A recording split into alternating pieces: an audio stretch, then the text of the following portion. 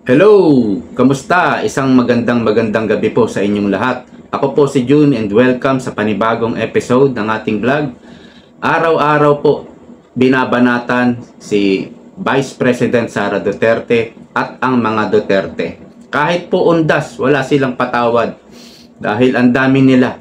Umpisahan po natin sa mga troll, sa mga dating politiko, na mga anti-Duterte na bumabanat ngayon sila sa mga Duterte.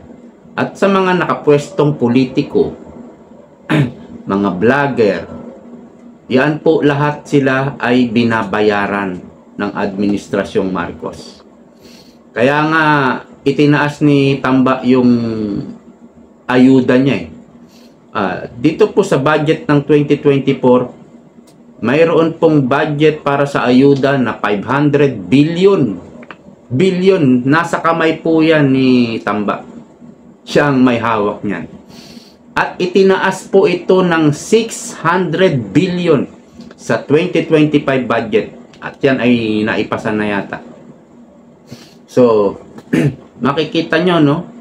Sa dami ng binabayaran ng administrasyong ito, para sa project nila to demolish Duterte. Kung saan-saan sila kumukuha na ngayon ng mga budget. Andyan yung kinukuha yung pondo ng PhilHealth, etc. Para lang matustusan nila yung dami ng kanilang binabayaran. Meron pa nga napabalita, di ba?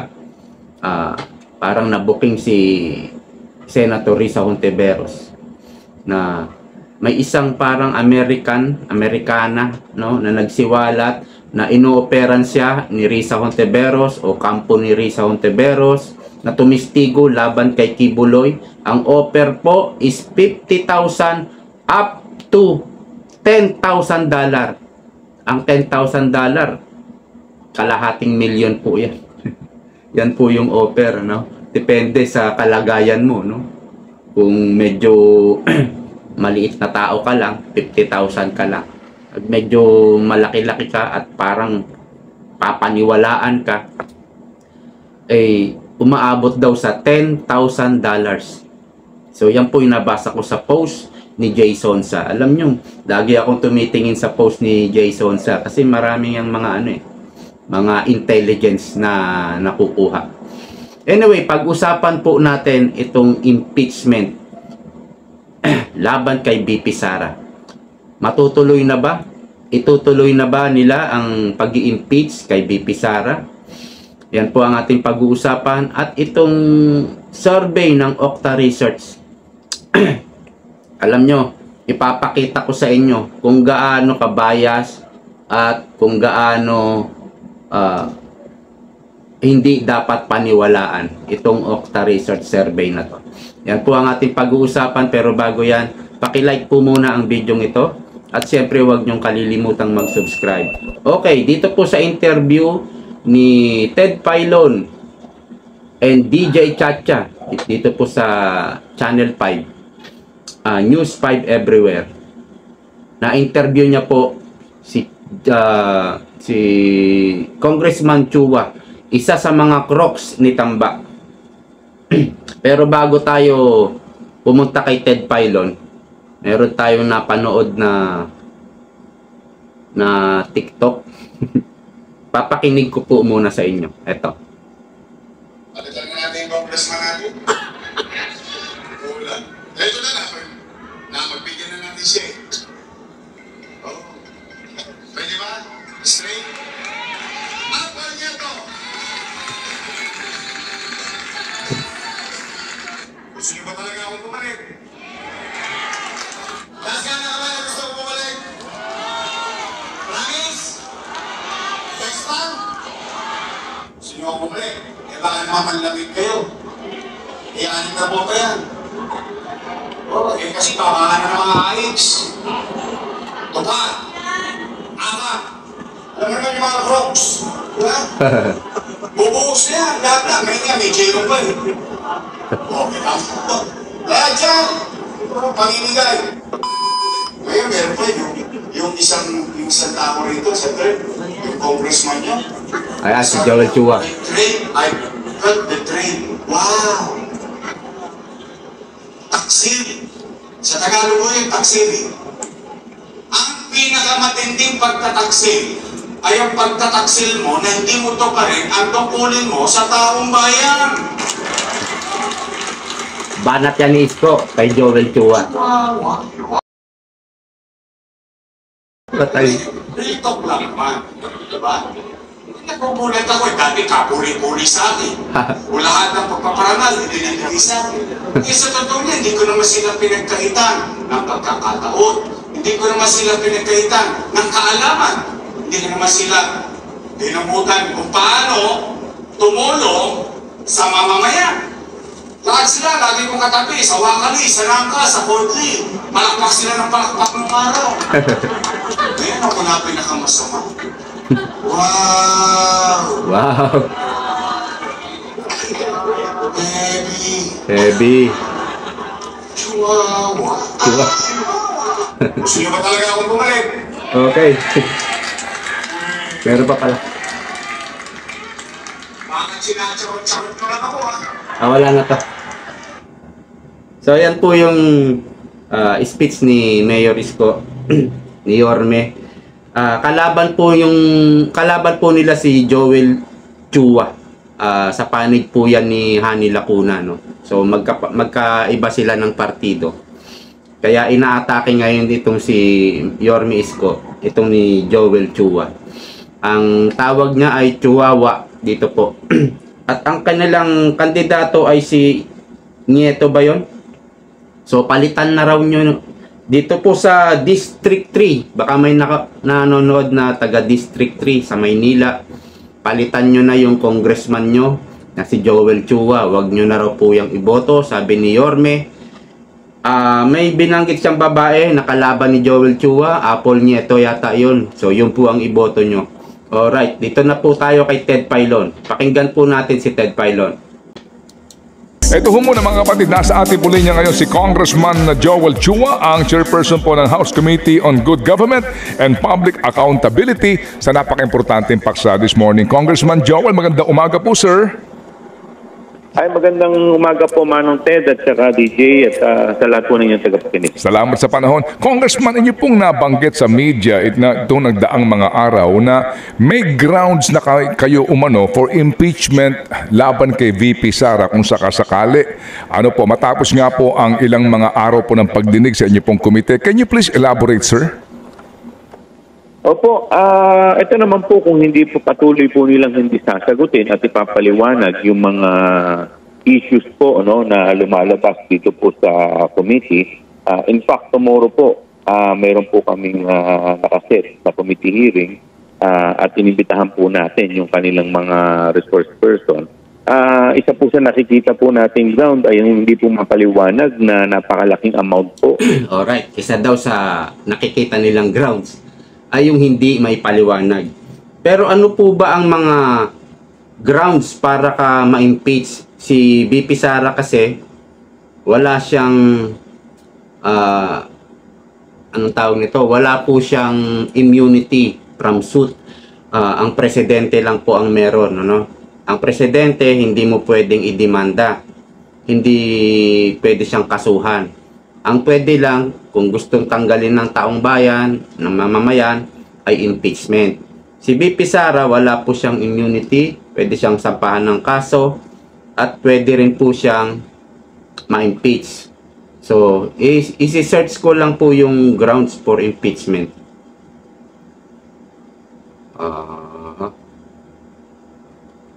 Impeachment.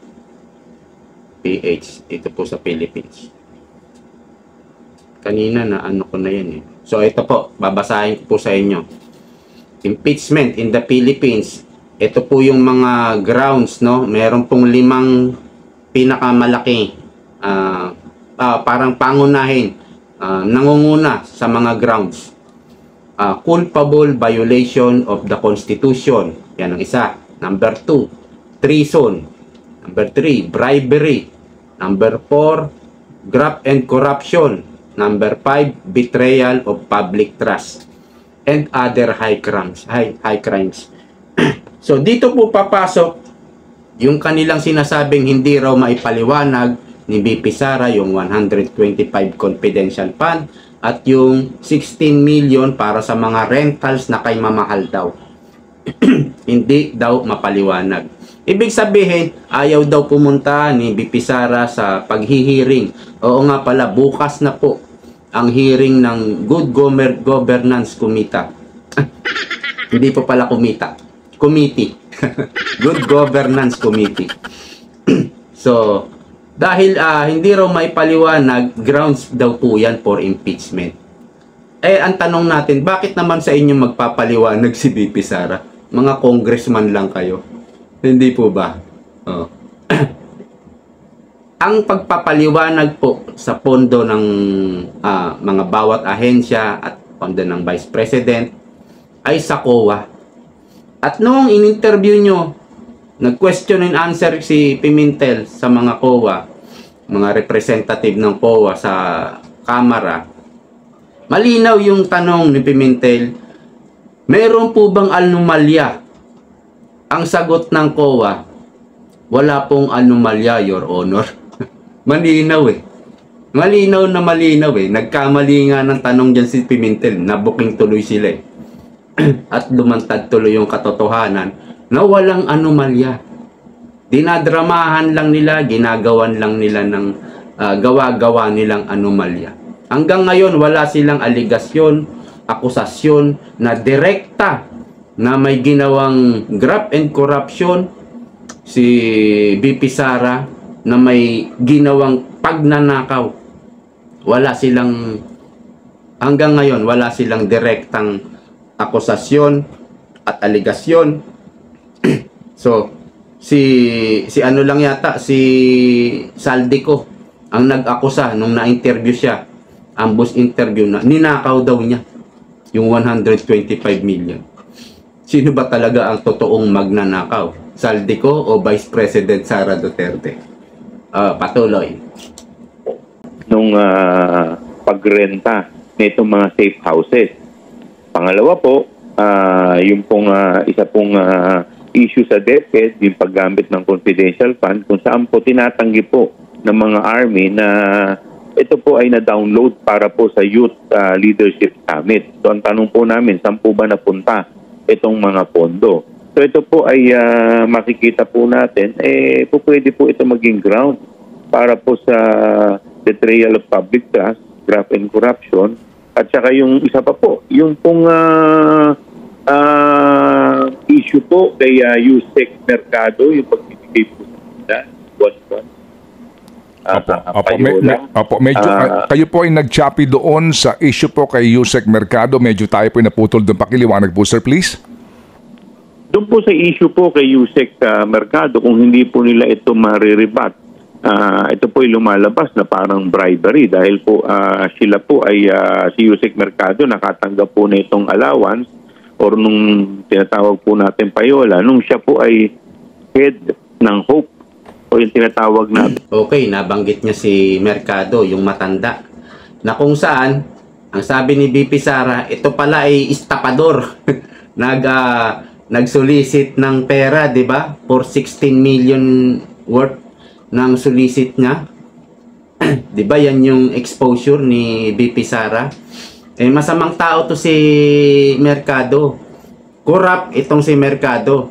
Kaya siguro inoffer niya yung sarili niya para tumistigo dyan, para magkapera.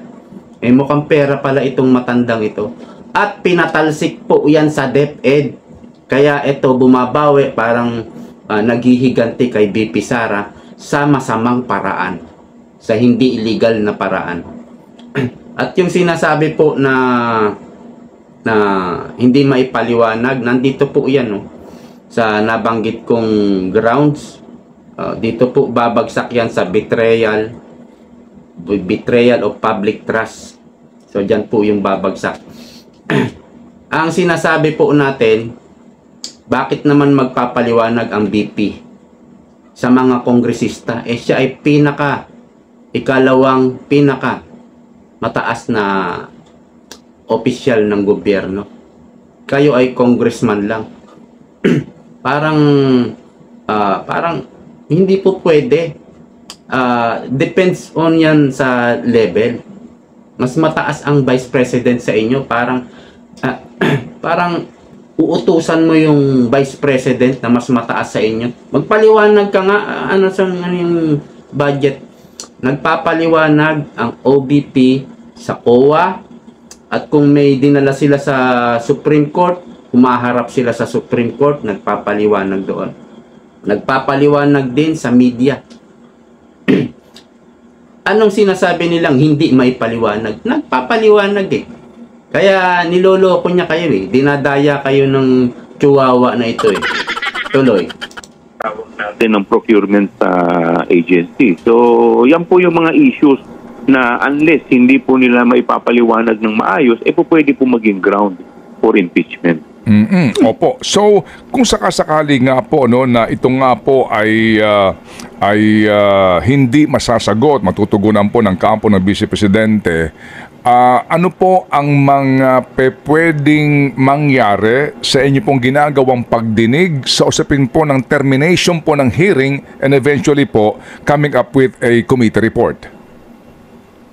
Pagka hindi po nila ito may re-rebut, magsasubmit. Well, number one kasi we have to be reminded na ito nga pong ginagawa natin is in aid of legislation. Siyempre magpo-propose po kami ng mga batas na sa amin pong nakikita. Pangalawa po, yung mga recommendation po, pagaya po ng ganito po. Pero ito po ay isasubmit pa po. Kung itutuloy po ito sa impeachment, ito po isasumiti pa sa Committee on Justice. Narinig nyo. Kung itutuloy ito sa impeachment, sasubmit pa sa Committee on Justice. Ang sabi, malinaw. Kung itutuloy, wala pong malinaw na sasampahan na nila ng impeachment. Wala pa po.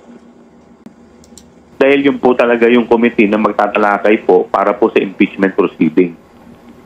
Pero as we all know, ano po, sa tatlong pamamaraan po ng impeachment proceeding sa Kamara, ang isa po sa mga paraan dyan ay mayroon pong verified complaint na manggagaling sa sinuman pong mga mamamayan na susuportahan po o i-endorso ng isang kongresista o mismong isang kongresista. Tama po. Opo. Kayo ho ba mismo, Congressman Joel, ay nasa inyo bang kaisipan o damdamin na kayo mismo ho ang maghain ng verified complaint concerning po dito sa binabanggit yung impeachable offense na umano ay nagawa ng Vice Presidente?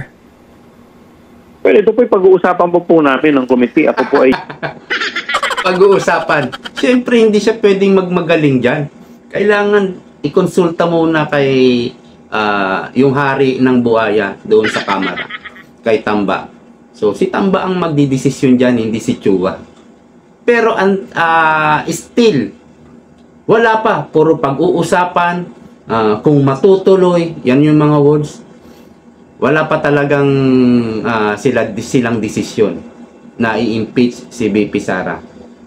Ay, chairman lamang. Siyempre, at the end of the day, magiging consensus po ito ng committee. So if ever po, pwede naman po itong resolution namin maging basihan para po dito sa impeachment complaint. Opo. Yung pong balita ngayon, ito po headline ng Philippine Star, no? Ayan. Kayo po ay humihikayat sa DOJ na ilagay po sa lookout bulletin ang 7 opisyal ng OVP, sir? Nabalita nga po yan. Ito pong lookout bulletin. Ito pong lookout bulletin para po ito sa mga tauhan ng OVP. Dahil baka raw tumakas. Pero ito pong lookout bulletin, ito pong sinasabi nilang lookout, hindi po ito hold departure order. Imo-monitor lang po nila na baka raw may tumakas. Ito po isang propaganda, no? Akala mo criminal na yung mga miyembro ng OVP. Hindi nga pa nila nasasampahan ng kaso. Mag-iimbestiga pa nga lang sila, maghahanap pa sila, magpi-fishing expedition pa sila ng mga ebidensya kasi wala silang maikaso. No? Wala rin nga silang bintang eh. Hindi nila direktang binibintangan si VP Sara at ang OVP na nagnakaw. Wala silang ganun eh. So, ang lahat ng ito, magpapalabas ka ng lookout, pipick upin ng media, ibabalita, at parang mga kriminal na. Yun ang gusto nilang palabasin. Talagang sisirain nila itong Vice President at yung opisina ng Vice President. Sisirain nila yan. Kung ikaw, isang mamamayang Pilipino, ay mahina ang pangunawa, mahina ang kokote, talagang mapapaniwala ka nila, malilinlang ka, maloloko ka ng mga ito. Tama po kayo. Sige po. Ito po kasing lookout bulletin ay para po ma-determine at siyempre ma-monitor po natin. Ito po mga iniimbitahan po natin kasi may mga balita po kami. Yung iba po parang gusto na po lumabas ng ating bansa. So ito naman pong lookout dahil wala naman po silang kaso pa. So wala naman po tayo magiging full departure order. Ang pinagkaiba po kasi na itong lookout bulletin, ito pong lookout bulletin, para po ma-determine muna, baka yung iba po sa kanila, may mga warrant of arrest, at least, ito po magiging basis para hindi po sila ma-hold po sila. Pangalawa po, makita rin po yung... Ano? Para ma-hold? Niloloko talaga kayo ng taong ito, itong si Chihuahua. Wala ngang hold departure eh. Para ka magkaroon ng hold departure order, galing yan sa korte. Maghahain ka ng hold departure order. At kapag kinatigan ka ng korte, ayan, meron ka na. At kapag may nagtangkang tumakas, o yung pinatungan mo, ang tawag dito, yung binigyan mo ng hold departure order yung isang tao, at kapag nahuli mo sa airport, pwede mo siyang i-hold kasi meron kang court order, no? Niloloko. Lookout lang yan lookout bulletin lang, hindi ka pwede mag-hold. Kung yung mga opisyal ng OBP gustong mag-tour, halimbawa sa Hong Kong, sa Singapore, pwede mo lang silang tignan. Tignan mo lang sila, hindi mo pwedeng harangin i-hold kasi wala kang court order. Sabi niya pwede raw i-hold. Kita mo kasi nungalingan ito, yung mga pangloloko nila. Magiging itinerary nila. But having said that, kung wala naman po sila mga warrant of arrest, well, I have to admit, wala naman. Paano magkakaroon warrant of arrest? Wala nga kayong ikinakaso, hindi nyo nga kinakasuhan. Diba? Antindi nito, antindi manloko nitong taong ito. Po tayong magiging basis para sila po ay may mapigil sa pag-alis po nila. Opo.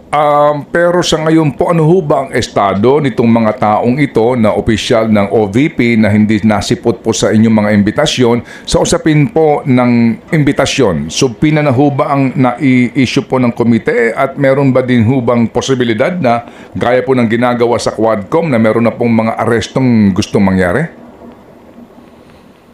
Noong nakaraan po, nag-issue na po kami ng subpoena at kasabay po nito yung lookout. Ito po ay minanifest po through emotion na isa sa mga kongresista. Kaya po, ito po yung basihan po natin ng lookout bulletin. Lahat po sila binigyan na po natin ng subpoena at kung sa susunod po na hearing, bukas po ay hindi po sila umattend. Po pwede po yung mga kongresista, yung mga miyembro po ng committee ay po pwede po silang ipasite into contempt. Opo. Sige po. So, Congressman Joel, balikan ko lang po itong itong nga pong posibilidad ng impeachment complaint laban kay VP Sara. Sa ngayon po kasi, nagbabalik session po kayo and you only have until December 20. Pagkatapos po nun, ang balik po ninyo ay Enero at 13 at ang inyo pong mahaba na pong break for the campaign period and election ay February 7. Ano po yung last day ninyo? Sa inyo bang palagay ngayon, materially, do we have the material time to be able to go on with the impeachment process in the lower house? Well, yung nga po yung nabanggit ko kanina na ito talaga tatalakayin pa po namin ng mga miyembro. Baka mamaya exercise in futility na rin po dahil unang-una po wala na rin po tayong panahon.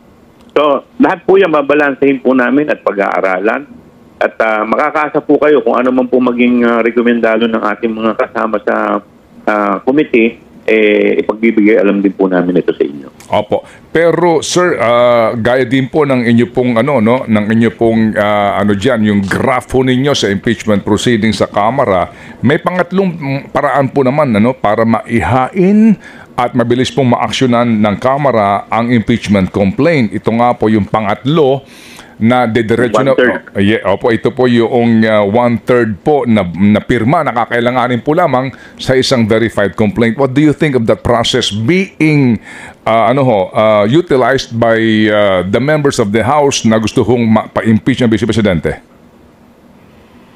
Lahat po yan i-consider po namin at pag-aaralan. Dahil, siyempre, marami rin po mga legal expert na nagsasabi na po pwede rin naman po na outright sampahan na lang po ng kaso sa court dahil being the Vice President. Sampahan na lang daw ng kaso kasi nga walang immunity si VP Sara. So, ang sinasabi ni Joel Chu, pag-aaralan, pag-uusapan pa nila, wala pa talaga. No? Wala pa yung usaping impeachment. Ito na ngayon, malabas. Yung kakasuhan na lang. My God. 125 million confidential fund. Kailan pa yan? Last year pa yan. Kay Castro nag-umpisa yan. Impeachment na banggit na rin ni Castro. Last year pa rin.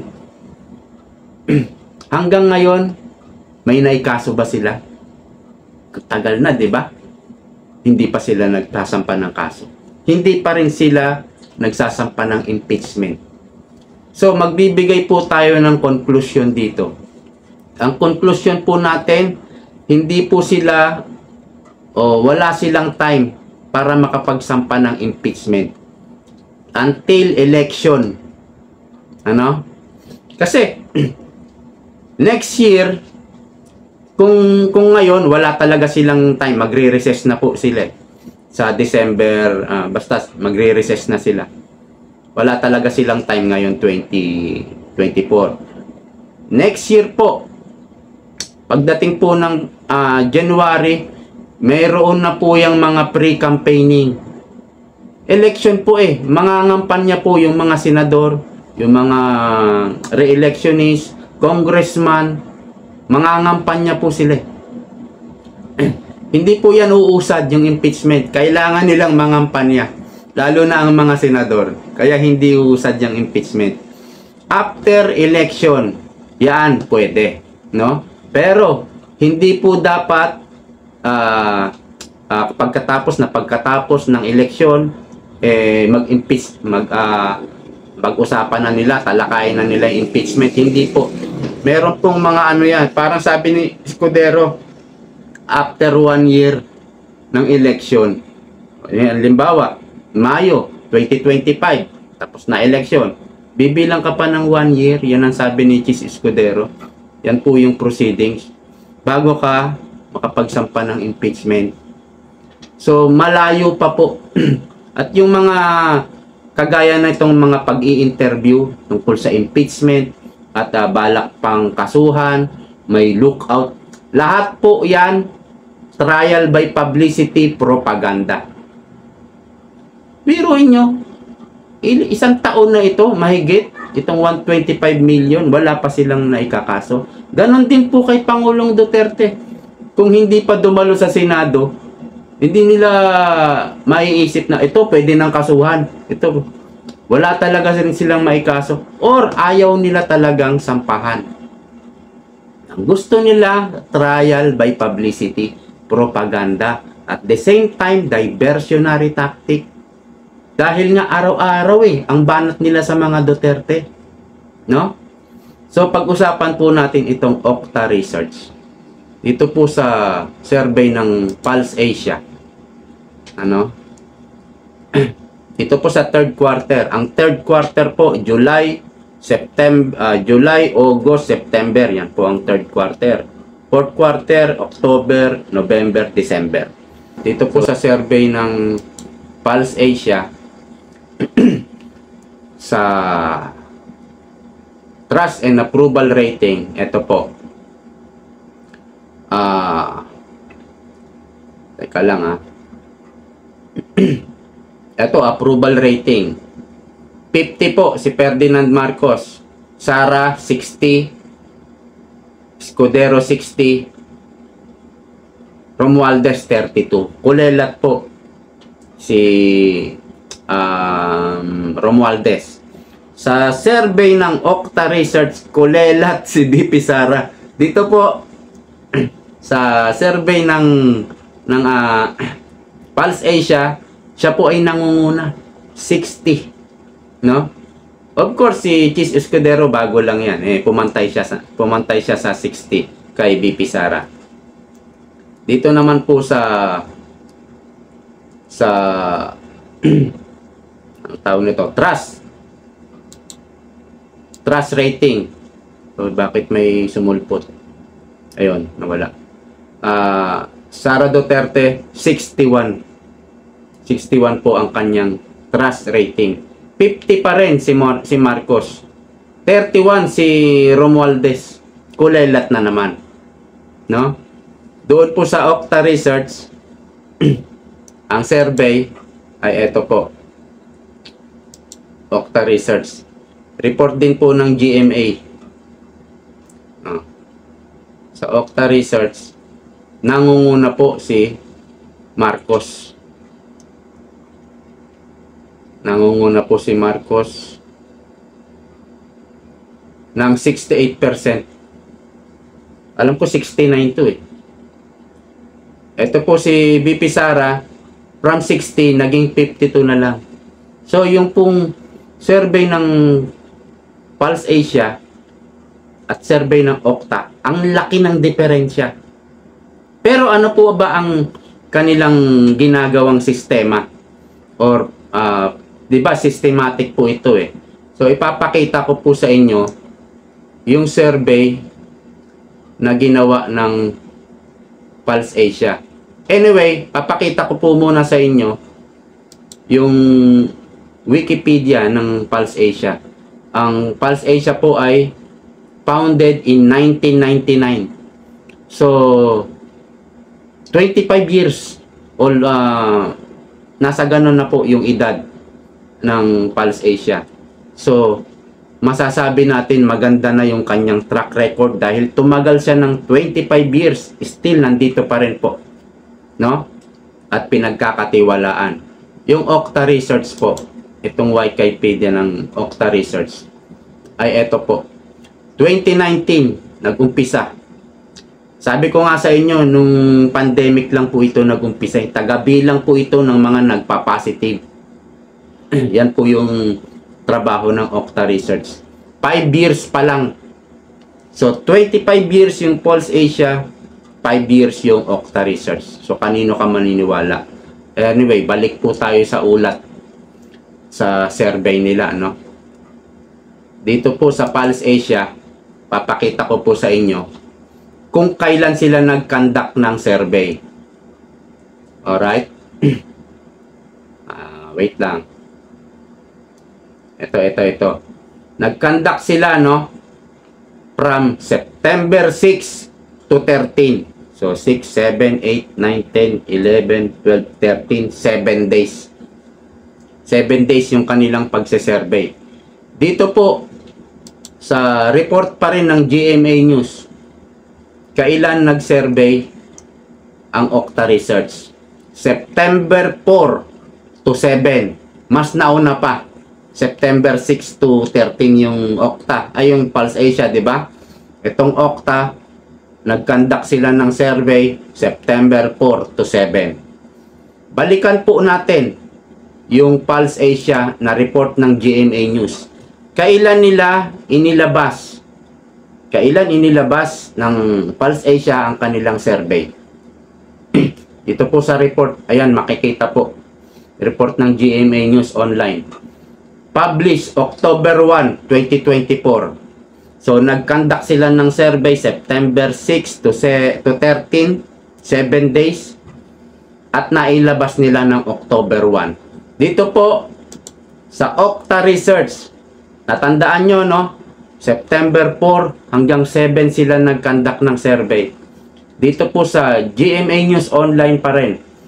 Kailan po na-publish, na-release yung kanilang resulta ng survey?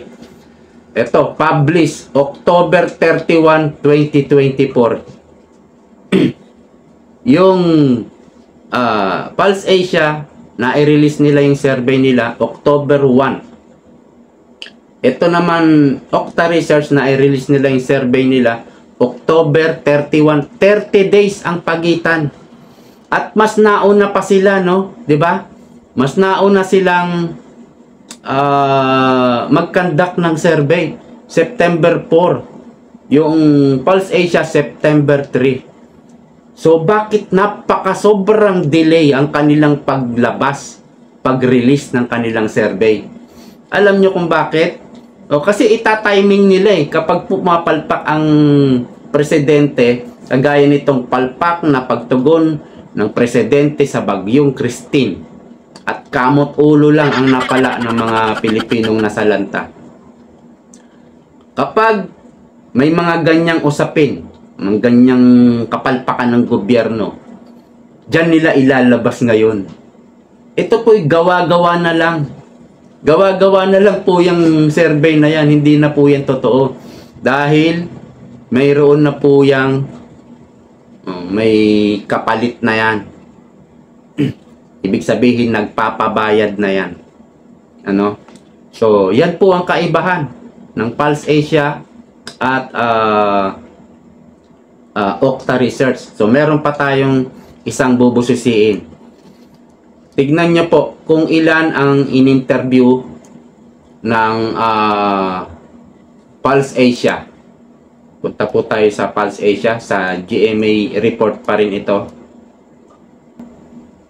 Ito po. The survey was conducted nationwide among 2,400 adult respondents. So, 2,400 po na mga botante. Botante po yan mga adults po yan. Aged 18 and older. No? 18 pataas. Ang kanilang in-interview, 2,400. Punta po tayo sa Okta Research kung ilan ang in-interview nila. Ito po. The Okta survey was conducted from September 4 to 7 using face-to-face interviews of 1,200. 1,200 lang po yung kanilang in-interview. At delay sila ng 30 days bago i-release. No? At yung conduct nila, 4 to 7, 3 days lang. September 4 to 7. 3 days lang.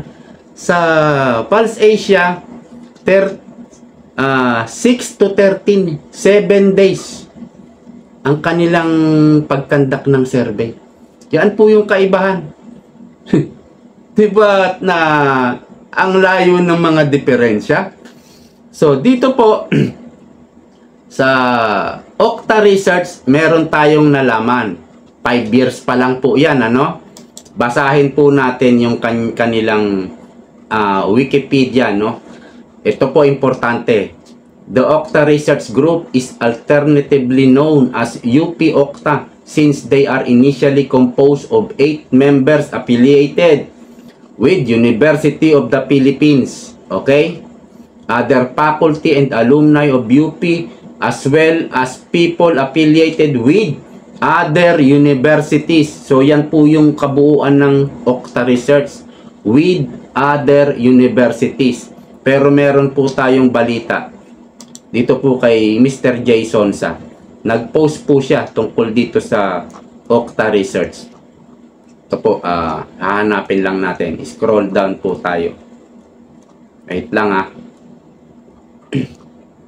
babasahin natin yung post ni Mr. Jay Sonsa. Ito yata yun. Ito. Ayan. Good news, sabi ng Okta, according to SILG, ayon sa Palacio, 1.9 only ang inflation rate. Crime rate bumaba ng 60%. Kita nyo ang sinabi ni Jason sa basahin natin. Parang resulta lang ng Okta survey, tumaas at napanatili ng DBM ang approval trust and rating nito sa 61%. Samantala, tumaas naman ang bahagya ng 61 approval rating ni Speaker Romualdez. Sa kabilang dako, bumagsak ang trust at approval rating ni Vice President Duterte. Subalit, bakit ayaw paniwalaan ng madlang people? Hindi po naniniwala talaga eh. Ito po yung bandang huli, importante po ito. By the way, bakit bumitaw at humiwalay ang UP Diliman, University of the Philippines, sa Okta Research? Ibig sabihin, ang UP po tumiwalag na. Nag-quit, kumbaga. Parang we are quit. Alis na kami dyan sa Okta Research. Bakit? Eh siguro nahaluan na ng namantsahan na, nadungisan na ang Okta Research. Siguro nagpapabayad na. Ayan po. Kaya ganyan po ang survey. Pabor, siyempre, kay Tamba. Pabor kay BBM. Saka yung survey na yan, in-explain ko, yung comparison ko kanina, eh talaga namang kaduda-duda na parang hindi mo pwedeng pagkatiwalaan. Sinabi ko naman sa inyo, dalawa lang ang prestigious survey company dito sa Pilipinas. Itong Pulse Asia at SWS. Tignan po natin yung SWS, yung Wikipedia ng SWS. Wikipedia. Ito po yung social weather station. Tignan nyo po sila kung gaano katanda. Ayan po. Founded 1985. 1985 pa po. So, 1985, 95, 2005, 15. Magpo 40 years na. So, ganyan na po yung edad ng SWS. Ang track record niyan talagang subok na. Yung Pulse Asia, 25 years old. Itong SWS, magpo 40 years na. Before ano pa to, People Power, 1985. Ganyan po sila katanda. Ganyan po ka-credible yung dalawang survey firm na yan. SWS at Pulse Asia. Diyan lang po tayo magtitiwala. So, hanggang dito na lang po. Maraming salamat po sa panonood. Bye-bye po. Bye.